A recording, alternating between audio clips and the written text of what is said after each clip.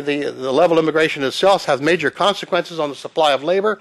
It affects the wages and job opportunities of individuals, workers, as well as income and employment patterns for the overall economy. It's a principle of academic studies of labor markets, and that economic reality is fundamental to our own American labor movement. Specifically, Samuel Gompers, the most influential labor leader in American history, the longtime president, founder and president of the American Federation of Labor, in his own biography wrote, quote, "Immigration is, in its fundamental aspects, quote, a labor problem." Oh, that's a quote, in fact. Immigration is, in its fundamental aspects, a labor problem. This is because virtually all immigrants enter the labor force directly. When they come to the United States, their spouses usually do also, or soon do after, and eventually their children do. Therefore, the number of foreign-born in the labor force is always important to the labor movement. Since the passage of the Immigration Act of 1965, the level of immigration has grown dramatically.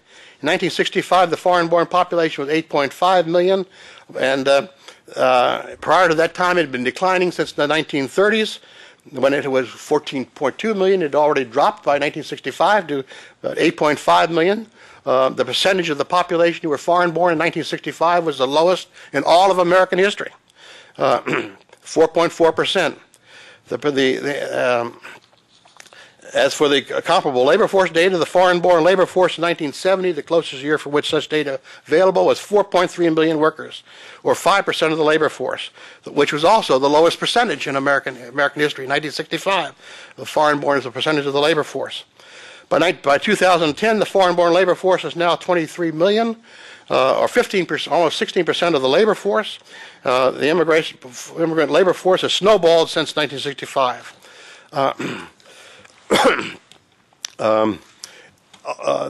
When the Hesburgh Commission issued its report in March 1981, the legislative ceiling for immigration was 290,000. They recommended a small modification to raise it to around 350,000. The unemployment rate at the time was 7.1%.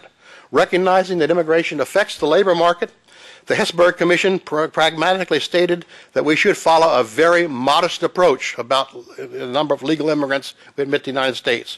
When it comes to the number of legal immigrants and the refugees admitted each year, it's said, quote, "It's not the time," unquote, "for an expansion of legal immigration or temporary non-immigrant workers." This was, again, 1981. Unemployment was 7%. It said it was specifically rejecting, quote, "the arguments of many economists, ethnic groups, and religious leaders for a great expansion in a number of immigrants and refugees to the United States," unquote. Likewise, when the Jordan Commission issued its report in 1997, it concluded that the level of immigration that was in effect at the time, which is still in effect right now, 675,000 legal immigrants each year, plus a variable number of refugees, this past year was 78,000, was too high. It recommended that the total admission should be around 550,000 refugees and legal immigrants a year.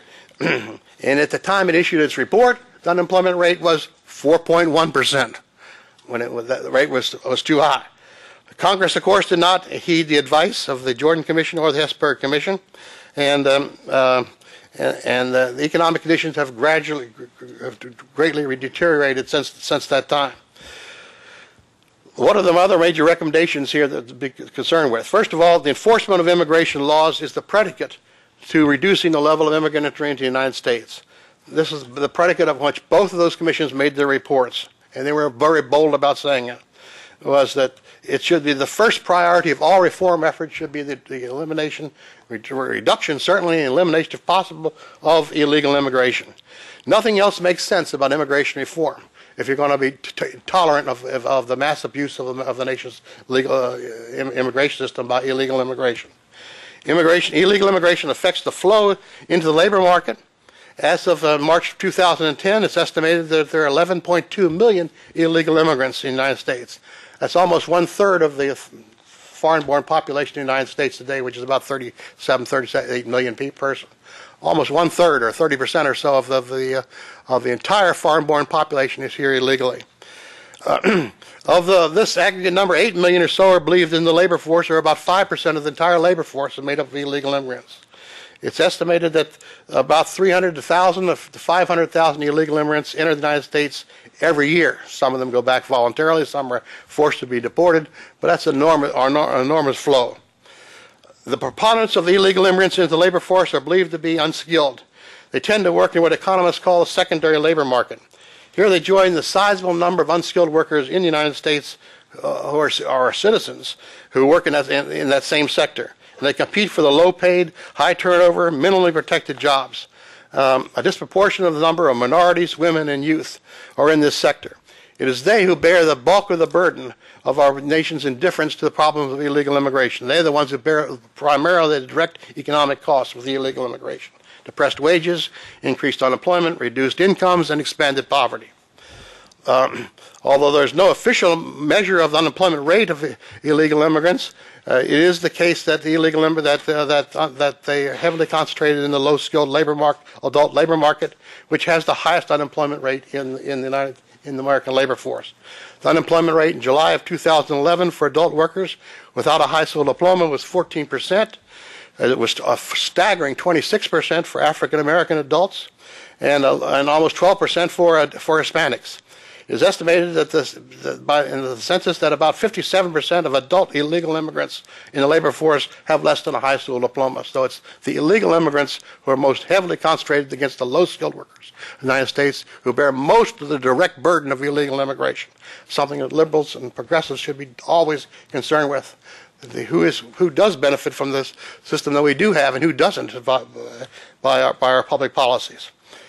The quickest way to make an impact on the nation's high unemployment rate, therefore, would be to do directly what the Hesburgh and the Jordan Commission have recommended. Enforcing our immigration law the first order of business. It is startling that policymakers do not even mention the issue of immigration enforcement when they speak about policies that can increase job opportunities for citizens and for permanent residents. It seems to be forgotten that immigration policy is the nation's most fundamental labor law. It defines who is legally eligible to work in the United States. It's the most basic of all our labor laws. Currently, there are 8 million people working and holding jobs who should not even be in the country at all, not say nothing of being in the labor force. To accomplish this objective, the public policy needs to adhere to the unanimous recommendations of the Jordan Commission. It called for a comprehensive strategy based on enhanced border and visa management, reduce illegal entries and overstayers, to increase worksite enforcement, which of course the current administration has walked away from entirely, the speedy removal of those people who apprehended who are illegal immigrants in this country. As the Commission summed up, it's definitely what it takes to have a credible immigration policy. These are immortal words. What the yardstick be, this is with the Jordan Commission's own words, and I heard Barbara Jordan say them directly herself. Quote, people who should get in do get in, people who should not get in do not get in and are kept out, and people who are judged deportable are required to leave, period. That's how you get a credible immigration policy. Can't be said any clearer. Okay, well, let me just say 2 sentences, and there's a lot more to say, but I'll just read you the titles. The second thing we need to do is reduce the admission of unskilled and poorly educated legal immigrants. That's largely dealing with the issue of family reunification as the criteria for the admission of our legal immigrants, which basically means that there's no attention paid to any human resource characteristics, and that's one of the reasons why you get so many unskilled workers coming in legally into the United States. And they recommend that they took the heroic title of saying what needed to be done. Thirdly, there's no place for foreign worker programs, guest worker programs, and these are all in both of these reports. And there's no amnesty, should be absolutely no amnesty, continued prospective amnesty. The Hesburgh Commission said it exquisitely. The Commission, when it talked about the legalization program, the Commission believes that legalization program is a necessary part of enforcement, but it does not believe the United States should begin the process of legalization until new enforcement measures have been instituted to make it clear that the United States is determined to curtail the flows of undocumented illegal immigrants. A lot more to say, but that was the basic outline.